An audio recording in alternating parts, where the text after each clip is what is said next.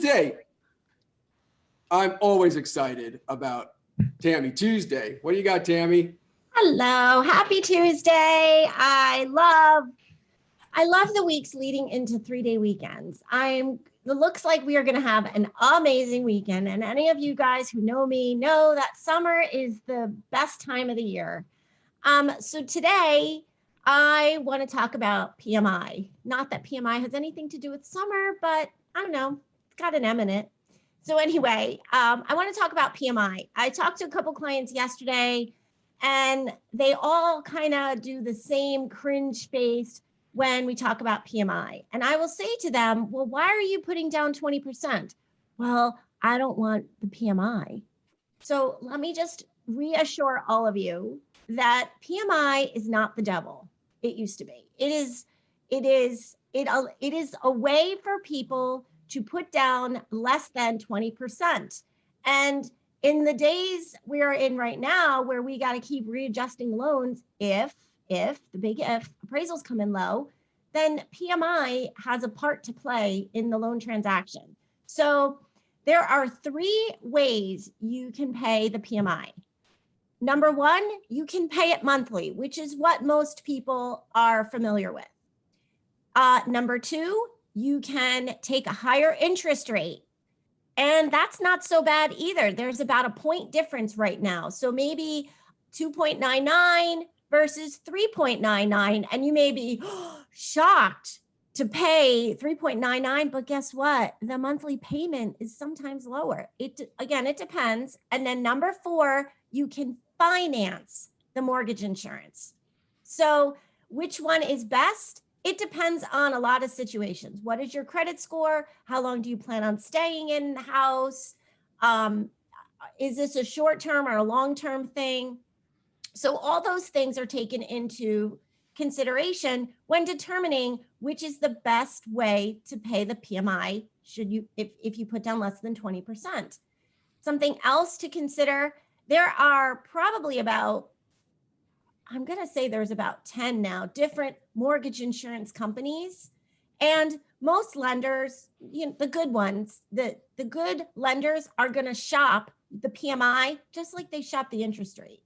At Loan Depot, we have a mortgage insurance company where I can pull a mortgage insurance quote from any of the mortgage insurance companies, and I can send it to our PMI company and say, hey, is there any way you can get this down just a little bit more?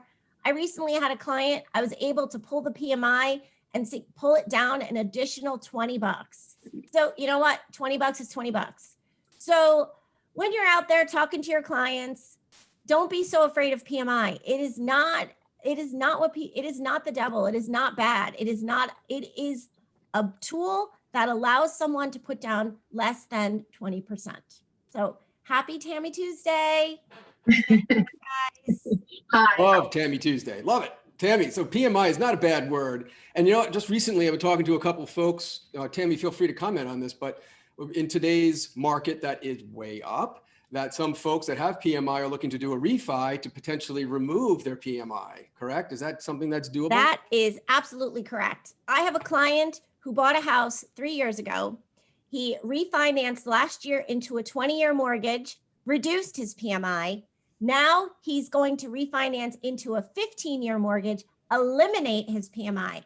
He's in a 15-year mortgage, been in the house 3 years. His payment is lower than it was when we did the 30-year mortgage 3 years ago. That's crazy. Crazy. I love it. Great mortgage stories. Thanks, Tammy, as always. All right, guys, couple announcements for today. And please, anyone speak out if I am wrong about this, but I believe we have 11 o'clock Conquer Command class in this Zoom room, 11 o'clock. That's going to be Facebook ad campaigns on command. 1 o'clock, we have concierge services training. For those of you who haven't done your concierge services with a new listing or any signed buyer, I mean, you really need to take advantage of this because we are taking the weight off of you. We're doing the work for you. So learn about concierge services. 2 o'clock, another Conquer Command class on designs, right? Designing that cool Facebook ad that you're going to do on campaigns. So that'll be at 2 o'clock in this Zoom room. I believe those are the announcements for today. 1 o'clock, we have another all agent mastermind. 1 o'clock tomorrow, I believe, is all agent mastermind in this Zoom room. I think that's the end of the announcements. Anything else that I'm forgetting? Anybody want to speak up? I think we're good. Okay. So we have a great series for you today. This is our continuing series on battleground stories. I like to call them battleground stories because you guys are out there battling, right? It's not easy in this crazy, crazy market. We have two fellow agents who have some real success stories to share with you guys. So first, let me see, is Creed Palmer on? Creed, are you here? Unmute yourself. Yeah, I'm here. Hey, Creed. Hey. So would you share with us some success stories? I know you've really overcome some obstacles on one specific deal that was really bizarre. When you told me that story about a month ago, I wasn't even quite sure how to suggest the path for you, but you got through it. So you want to explain that to everybody? Yeah, I mean, it was definitely a challenging deal from almost, I'd say, for after 2 or 3 weeks into the loan. If anybody's on this call that's been on the coaching, Jen's coaching, obviously they probably heard it because we used it as an example as well. But basically, in the beginning, we had the appraisal. The appraisal came in at $44,000 under, which was a pretty pretty significant. My buyers were FHA buyers. They didn't have obviously that kind of money to bridge that level of a gap, come in that high up. So they were willing to throw in another $10,000 to cover. So I had to have some conversations with the seller, who was the agent, and she actually agreed. So we basically were able to bring the sell down $34,000 off the original contract price. So that was really nice. So I thought everything was going well. We had a couple of things that kind of came up where the seller, we were set to close. The seller's doesn't have the CO yet. So she's trying to get the CO. This is a multifamily home. So we had to push back the closing a couple times. My clients just really wanted the house. They were patient. They weren't trying to cause any issues. They just really wanted the house. So she gets the CO. She sends it over to us. Everything seems like it's good to go. So, we scheduled the close and walk through. About 35-40 minutes before the walkthrough, I get a text message saying that they're looking for what's called a Mylar map, or Mylar drawings. I'm sorry. And my mind goes like, what the hell is a Mylar? What is that? Yeah, totally. Yeah. First thing I did is I Google searched it just to see, and I asked a couple people. Some people didn't really know as well, because it's something from my understanding is a little archaic. But I looked it up and found out that it's a layer of maps, a layer of drawings. To where they're kind of lay out the dimensions or the measurements and everything of the home. So when I messaged the actual seller, who's the agent, I said, the attorneys are requesting the Mylar map. Mylar drawings. I'm sorry, I keep saying map. Mylar drawings. They said, she's like, what is that? I'm like, oh, well, I was like, he's like, we're both kind of on the same page here. We know neither one of us really know. So, she sent me over what she had of any kind of, COs, drawings, PA drawings, anything she had, try to submit those over hopefully they would be suffice. And they weren't. So I told her, I started calling the town of Bridgeport. Obviously this was, a week before anybody had started going really back to the office. They were still kind of shut down because of the pandemic. It's hard to get a hold of people, and finally was able to get a hold of someone through basically playing every chord and every line in the remote dialing, and was able to speak to someone in engineering. And the engineering department said, yeah, we actually just received these today. We just have to wait for the approval to move forward. So I okay, well, the seller's going to understand.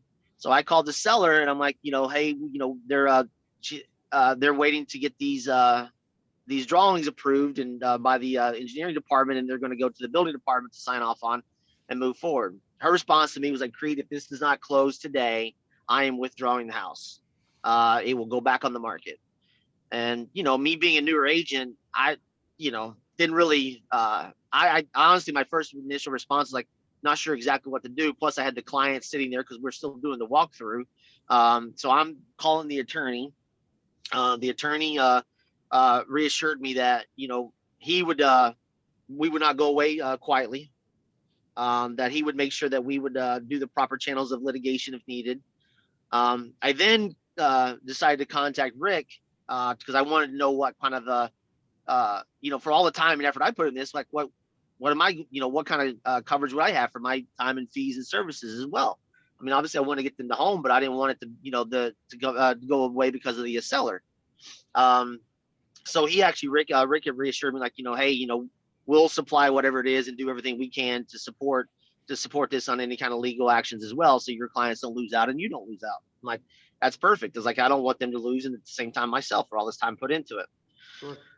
So long story short, it just really took about, state kind of standing firm with this and holding through, and the Mular map went through, got signed off on, and, we closed about 3 weeks ago. So it was about a 4-month total from beginning to end close. I kind of understood what the seller wanted because her thought process is there's been other closings and her place is now going to get that original asking price. But she had a signed contract, and it was very it kind of gave me a little bit more of notice to know that what the buyers have and their rights as well once those contracts are signed, as long as they're doing all the right things and following all the right steps and meeting all the right timelines, which we were. So that was a good learning challenge as well. Yeah, I'm sure. Absolutely. It was totally for all of us. And like Rick just commented, you're like a dog with a bone, Creed. You're going at it. You're determined to figure that out. That was great. Great story. Yeah. It helped with another transaction too, by knowing that, once we had the contracts that we have some rights on the buyer side. Sure. And not to let up. So sure. Absolutely. Don't let up. Thanks, Creed. Thanks for sharing. Absolutely. Okay, so another story I want to get to you guys so we stay within our time frame here. Andrew Walker. Andrew, are you here? Can you unmute yourself? I am here. Hey, sorry, I lost connection, so I dropped out and just got back in. So yeah, I thought I saw you. So yeah. So Andrew, talk about first, real brief, real quick. Give us your elevator speech about your background and who you are coming into real estate, and then talk about what you've been doing lately. Okay, so I actually just made the leap to go full-time in February. So about a little over 3 months ago at this point. Prior to that, I've been in various sales positions throughout the last 6 years, working for a liquor distributor here in Connecticut. And just kind of, there was just a hard ceiling that I couldn't get past. And so was just looking for something outside of that to be able to, really to drive my career and to drive my ability and my income and be able to essentially provide better for my growing family. So, that was, I had, as everybody says, always been interested in real estate, right? Like that's kind of the, but had really honestly had been thinking about getting my license. I've had my license for about 3 years now and had been thinking about getting my license,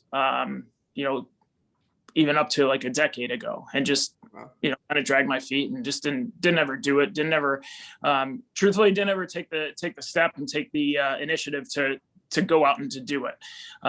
Which, now I'm very happy and very, very glad that I made that decision. It was February. So I had my license for a couple of years and was doing it part-time, and then realized I got to the point where I felt comfortable with what I had in reserves, as well as the pipeline to be able to make the jump. And, it's been great so far. So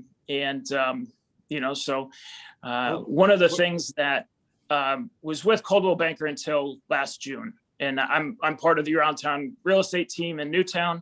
And so Dan has been talking to Andy Sachs, our team leader, for I guess a couple of years prior to us coming over and, in recruiting. So in talking to Dan during that recruiting process, at some point last year, we're just kind of talking about approach to real estate, approach to different things. And I talked about, door knocking, his eyes lit up. And I was like, whoa, man, calm down, dude. I'm just, it's just another avenue of finding business. Right. And he's like, he's like, I would love it if you would just go out and door knock, because everybody says, oh, I can't door knock. I can't do this. I can't do that. And I know in Connecticut, especially in the more rural areas, it is more of a challenge because the lots are bigger. We're looking at, in Newtown or in Southbury where I live, a lot of the lots are, you're looking at 2-3 acre lots. And, if you park and then try to walk that, you're walking, it's good exercise, right? Yep. But, at the end of the day, so I just made a decision. I'm going to do that because you got to find business somewhere, right? And we can only harass our sphere so much. And at the end of the day, you don't. They tell you, stop calling, or they start blocking your calls, or sending you voicemail or whatever. So there's so my most recent successes have been around 2 different focuses, right? And I think it's important. I always try to have a focus or a purpose when I go out to go door knocking, not just to go out door knocking and try to get business, right? So there's always some kind of other motive behind. And recently I picked up 2 listings from door knocking. One, I was actually door knocking looking for, I was in a neighborhood that my client was looking for a house. We just lost out on a bid on another one. And they told me, Andrew, we really want to live in this community. We want to be in this neighborhood. We love the feel of it, everything. So I said, fine. So what I did is then I did some research. I think that's always important before you go out. Know the neighborhood, know what's going on in the market in that neighborhood. Know a little bit about the houses. I don't ever try to find, there's a balance between like the whole like paralysis by analysis and trying to know everything, where you can't know everything, but at least know something. Sure.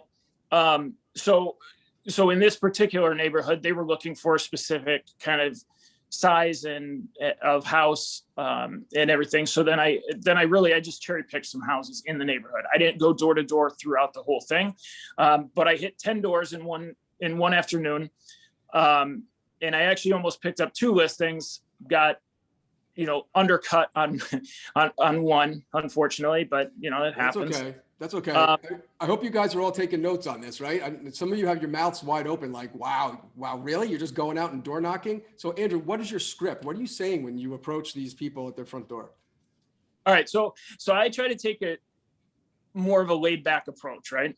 Because, the hard sell of, hey, do you want to sell your house, or like anything like that, like puts people off, right? And then you turn into, the door-to-door vacuum salesman, or the, whatever it is, and you don't want to fall into that, like into that kind of category that you're just peddling a product door to door. Sure. So when I went in looking for, in this particular neighborhood that I was just talking about, I went in and I just knocked on the door and said, hey, I'm sure you already know your neighbor's house went up for sale. It went under contract in 2 days. My guys put a bid in on it. We lost out on it, unfortunately. So I'm just checking around with the neighbors to see if you have thought about selling, or if you know anybody that has. Awesome. And what kind of reception do you get? So generally really, pretty good, right? They're like, oh yeah, do you know what it sold for? Yada, yada. And then, it essentially kind of builds up that dialogue. Sure. I think just like with any other script or any other thing, any other sales approach or conversation that we have, it's important to let them talk too. I think that as salespeople, which we are, we tend to want to talk a lot. So after I ask them the question, I just shut up and I let them talk. Perfect. And we listen, guys, right? We got to listen. Right. So one of the neighbors, and the one that I actually missed, the one that I actually lost out on, they were getting ready to retire in 2 years. And they said, I don't think we're going to do anything, but do you know what I said, no, I don't know what it sold for, but I know what it was on for. And I know that I talked to the agent, and because we had the offer, and I said, I know it went above mine, which was over ask. Right. And her eyes, popped wide open, and she's like, oh my goodness, really? We thought our house was only worth X, and it was, we could potentially get that much for it. And I said, yeah. I said, can I come in? And she said, yeah. Cool. So, again, always asking for the sale, always asking, trying to close it. But then the listing that I actually am putting on isn't even in that neighborhood.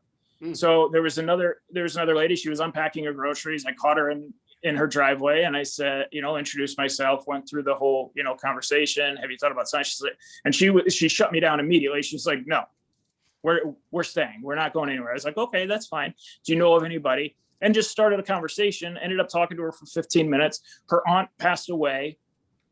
Her aunt's condo is going through probate, and now it's through probate and getting ready to list in the next couple of days or in the next couple of weeks. So at the end of the day, it's not always even getting that house to sell, but it's just looking for and giving yourself the opportunity to do that and to find that. Absolutely. Yeah. So you targeted 10 houses, right, Andrew? Right. And Yeah, you got that's it. two possibility. One didn't happen. One you're getting something. So those are great odds, guys. That's incredible, right? Great odds. And I think too, see, I think the thing that I find, at least for me, is it gives me some variety. We all are prospecting a bunch of different ways, whether it's with phone calls, texts, door knocking, mailers, however we're doing it.